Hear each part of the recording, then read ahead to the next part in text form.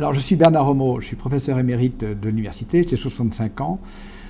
Pendant 20 ans, au départ de ma carrière, j'ai été chercheur, enseignant-chercheur. J'ai fait de la recherche à un certain niveau, notamment en physique théorique, ce qui suppose l'utilisation d'outils de modélisation et de mathématiques appliquées.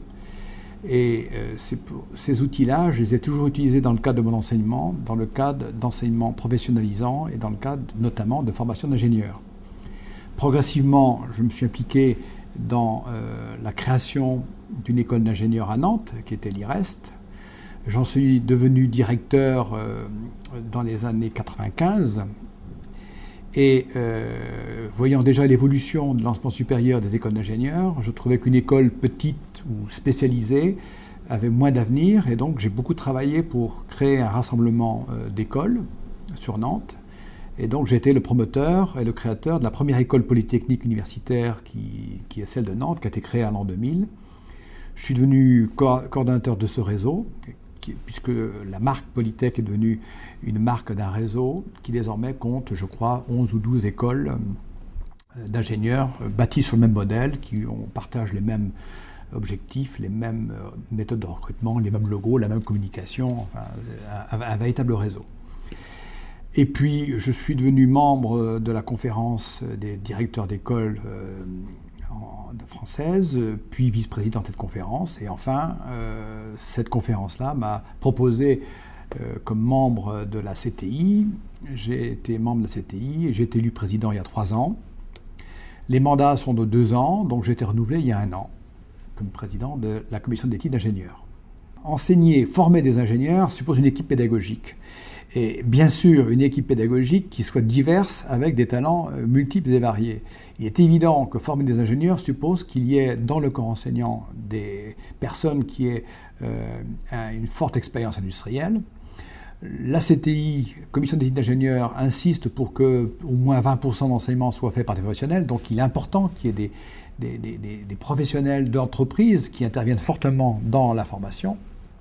Mais ça suppose aussi une diversité de talents, et ça suppose aussi des gens qui viennent plutôt des sciences humaines, et aussi des personnes qui ont une expérience scientifique assez forte dans des domaines qui peuvent être connexes ou en plein dans le domaine des sciences de l'ingénieur.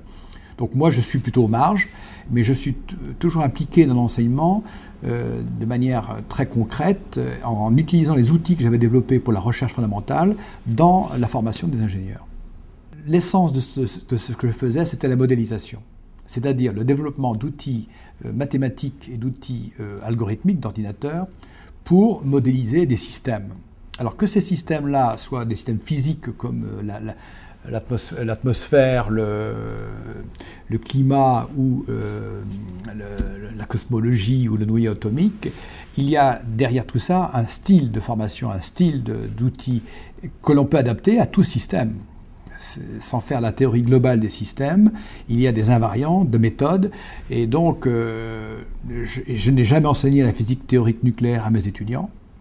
En revanche, je leur enseignais les lois du hasard, la façon dont on modélise le hasard dans la théorie des systèmes, le déterminisme, la façon que l'on a par ordinateur de simuler des phénomènes complexes, voilà.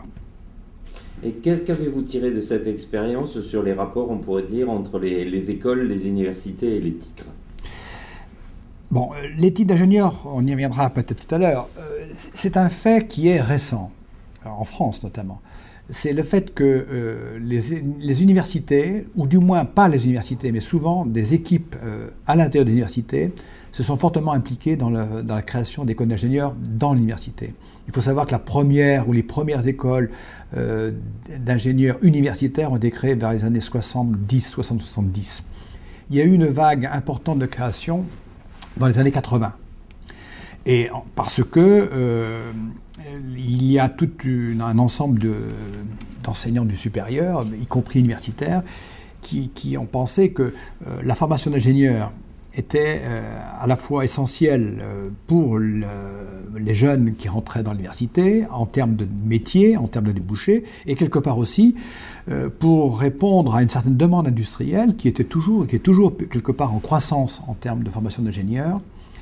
et que le système classique des grandes écoles, quelque part au sens classique du terme, était peut-être n'arrivait pas à satisfaire, et qu'il y avait une place ouverte pour des formations, tout en étant basé sur l'université, partageait les grands principes et les grandes méthodes pédagogiques des vraies écoles d'ingénieurs. Et donc actuellement, si l'on considère les 200 écoles habilitées par la CTI en France, je dirais qu'il y en a 25% qui sont privées. Sur les 75% qui restent, il y en a 50% qui sont du ministère de l'Éducation nationale, 25% qui dépendent de la défense, de l'industrie, de l'agriculture. Et parmi les 50% qui dépendent de l'Éducation nationale, je pense qu'il y en a un bon tiers qui sont dans les universités. Et je dirais qu'actuellement, il n'y a presque plus de grandes universités scientifiques, d'universités qui a un département scientifique important qui n'est pas son école d'ingénieur.